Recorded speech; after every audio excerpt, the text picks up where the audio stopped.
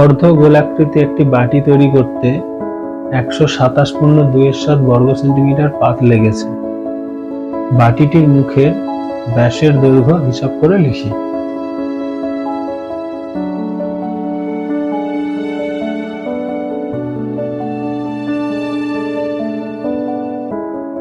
তাহলে অর্ধ গোলাকৃতি একটি বাটি তৈরি করতে এত বর্গ সেমি পাত লেগেছে, তার মানে ছবিটা যদি আঁকি,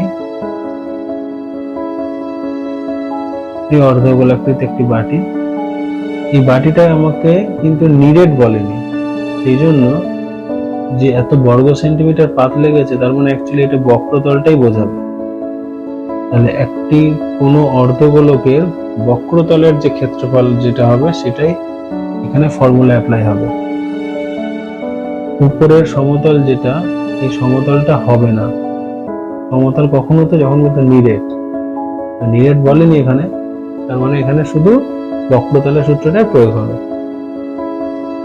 তাহলে কি হবে? ধরি বাটিটির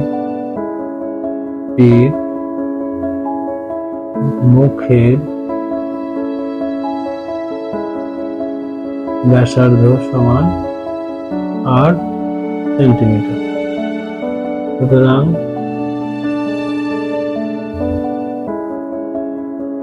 বাটি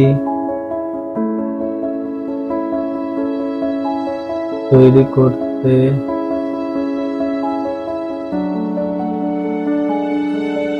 পাত লেগেছে কত?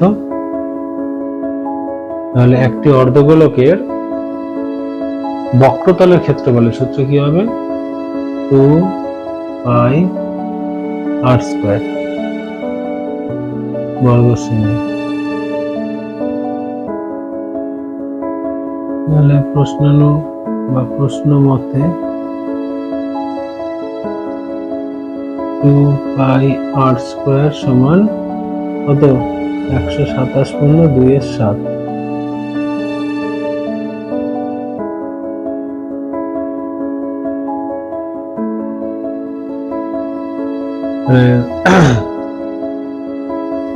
two into 22/7 into r² সমান 127 কে 7 দিয়ে গুণ করলে কত হবে? 1277।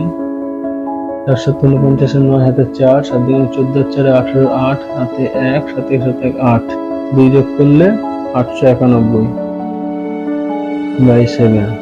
এই 7 কাটবে, 11 2 11 8 1, তাহলে r² সমান 81/4, আর হবে 9/2। তাহলে ব্যাস কত হবে? সুতরাং